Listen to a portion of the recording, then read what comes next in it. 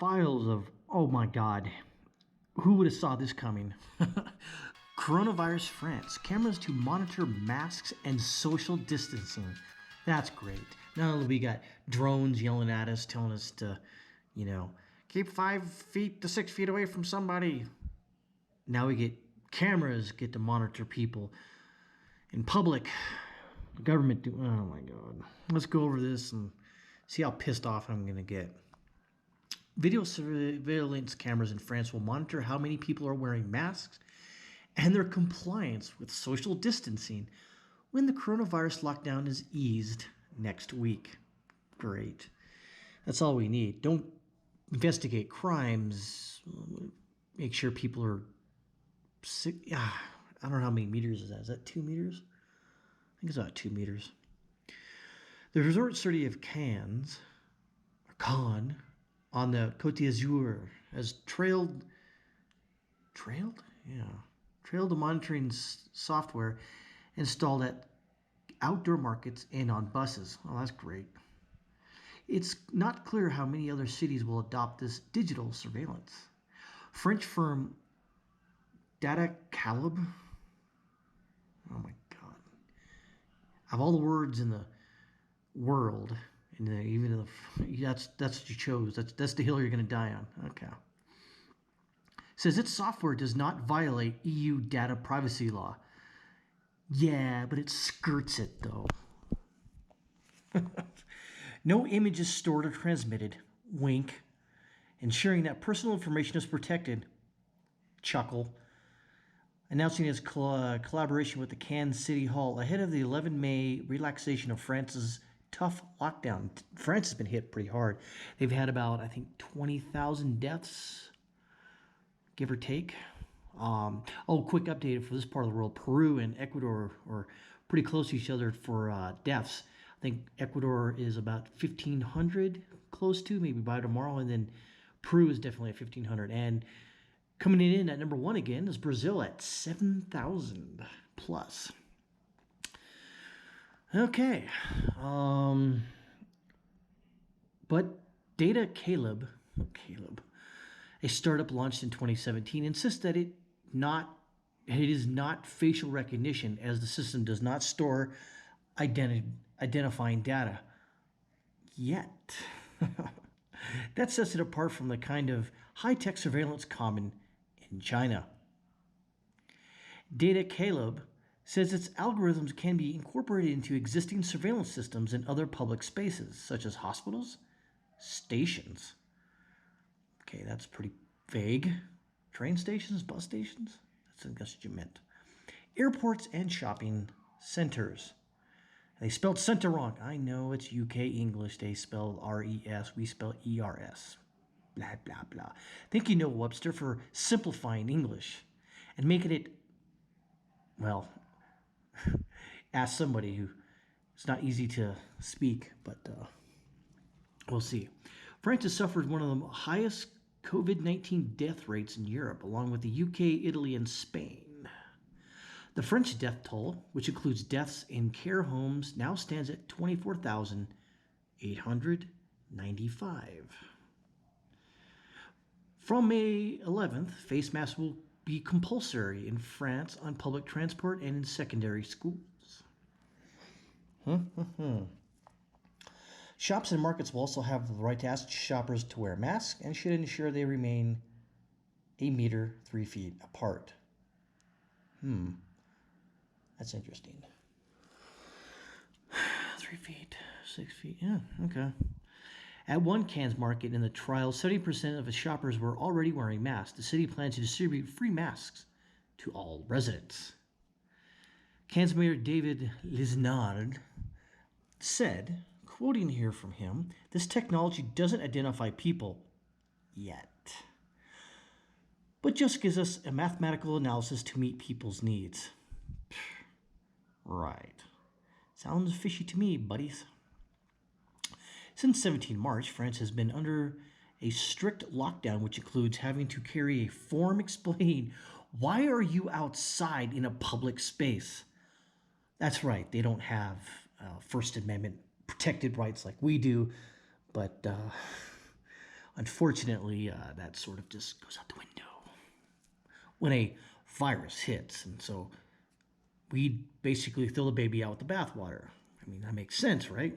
Right. Failure to show that form to police can bring a fine of 135 euros, which would be 119 sterling, British pounds, and $148. But from 11 May, it will no longer be needed for local trips, for example, to the shops. Wow. That's amazing.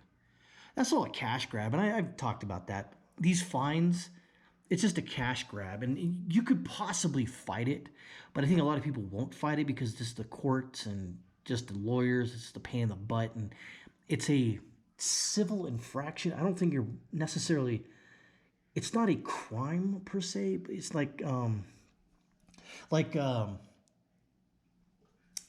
traffic ticket. It's sort of like a civil fine or infraction.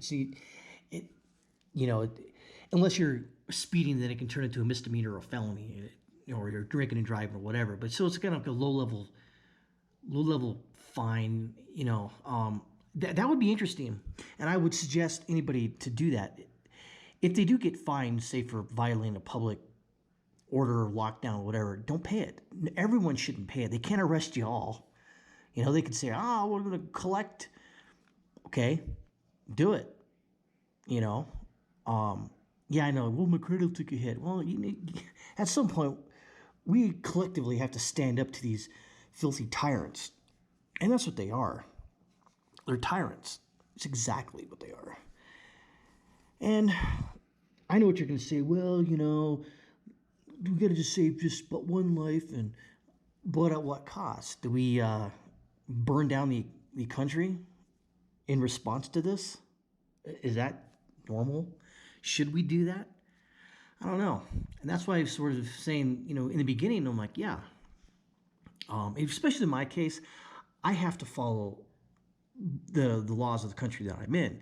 And if they say the curfew is between 2 p.m. and 5 a.m., I don't go out. I'm living in their country as a guest, so I can't do it. They've set up this system here called the semaphoro, which is a stoplight, essentially. You get red, green, and yellow. So as they ease restrictions, right now we're still in red, obviously, probably dark red.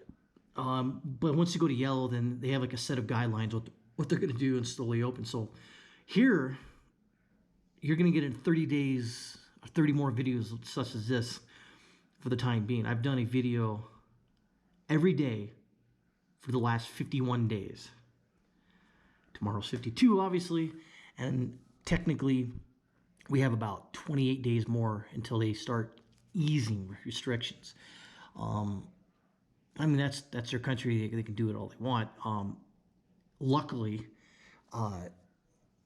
the government here has secured some loans, I think, from the United States or the World Bank or whatever, which is good because unlike the United States, where we can just create money, unfortunately, they can't. They use the dollar here, but they can't exactly print money.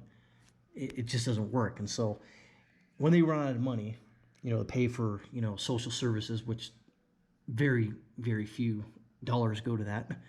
But once they run out of money, they run out of money. There is no.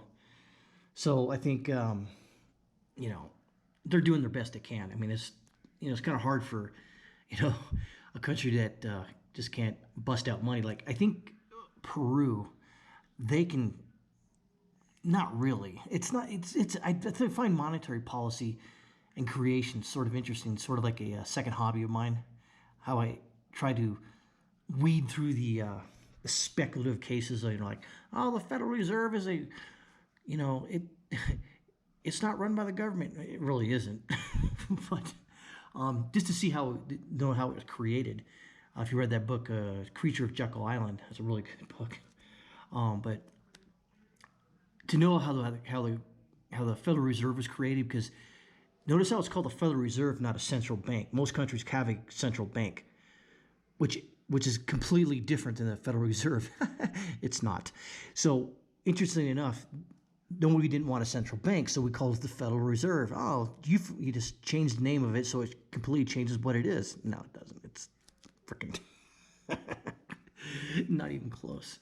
But yeah, it's just like I said, monetary policy and economics is sort of like a hobby. You know, I didn't really tap into it when I was going to my master's degree in history, just because it was very rarely. No, it came up. I actually did I had to do a presentation on like the boom bust cycles. Like it's like 10 to 12 years, and it's sort of like that. And it's just here we are. It's after 2017, 2008 was the last economic downturn. This one was 12 years in the making, essentially. So it just kind of just peaks and valleys. And that's what we have here now. But this one was created by the government, technically. I mean, they had no choice. Well, they did have a choice. That's the thing. They could have just said, well, social distance, wear a mask, have a nice day. But then, you know, optics, and the president can't exactly do that and expect not to get reelected. So he's got to, I don't know, like I said, throw the baby out with the bathwater. Oh, God. Anyways, so I think that we'll wrap this up. Put it in the can. This is day 51. And day 52 is tomorrow. And you get at least 28 more of these videos every single day. This is Laszlo, and I'm out.